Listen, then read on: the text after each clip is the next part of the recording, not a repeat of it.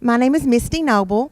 I teach at Jackson Independent School, which is located in Breathitt County.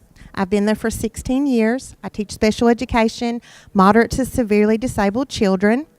Since we are so small, I've had the opportunity of working with two students who are now in 11th grade. I started working with them when they were in 4th grade. So they pretty much feel like they're my own personal children.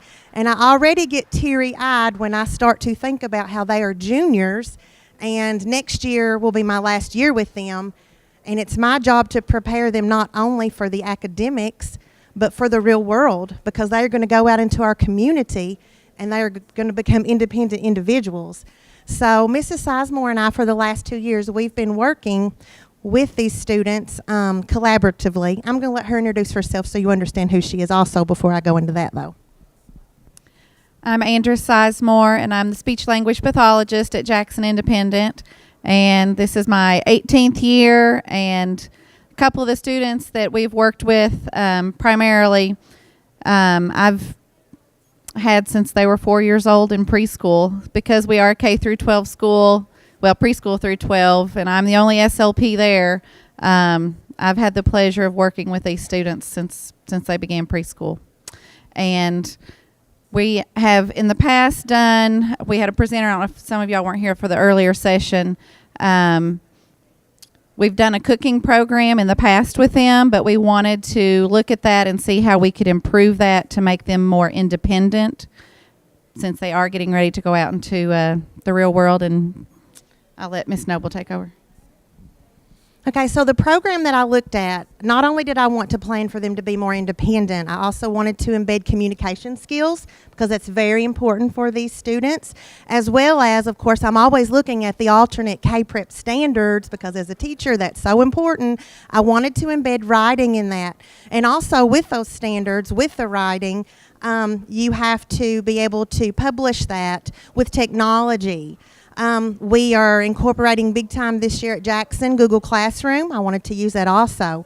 So the program that we looked at, it's called Look and Cook.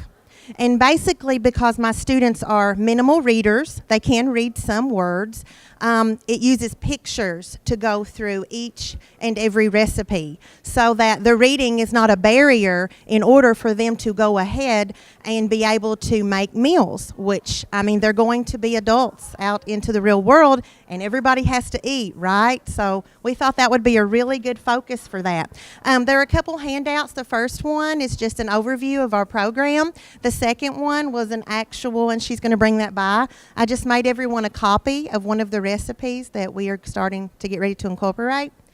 It's a really good program. We also have the cookbook if you want to pass that around. Each student receives one of those. Each week we are going to pick out a recipe.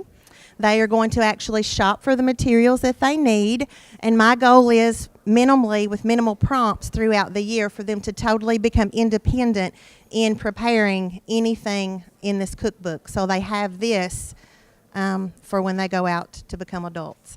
They will also be using Google Classroom to publish writing pieces, and for them, writing pieces may just be a sentence.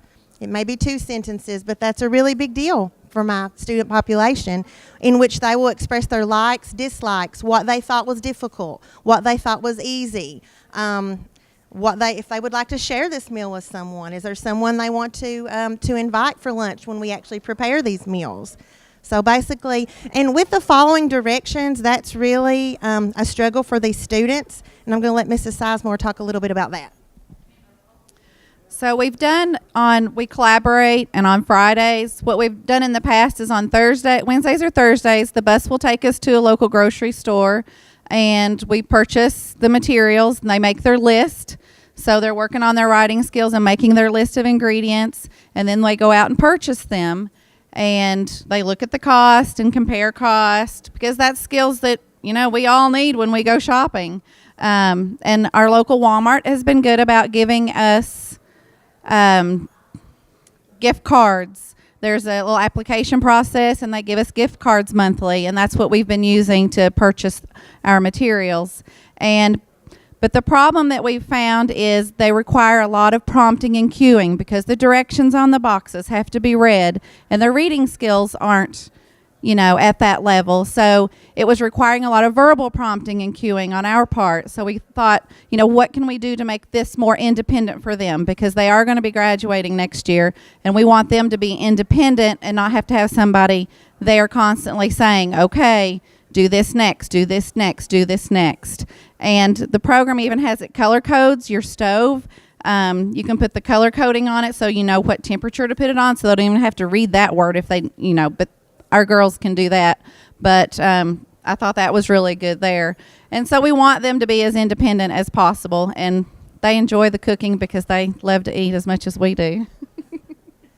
So basically with the grant, it provided us with the funding to purchase the cookbooks.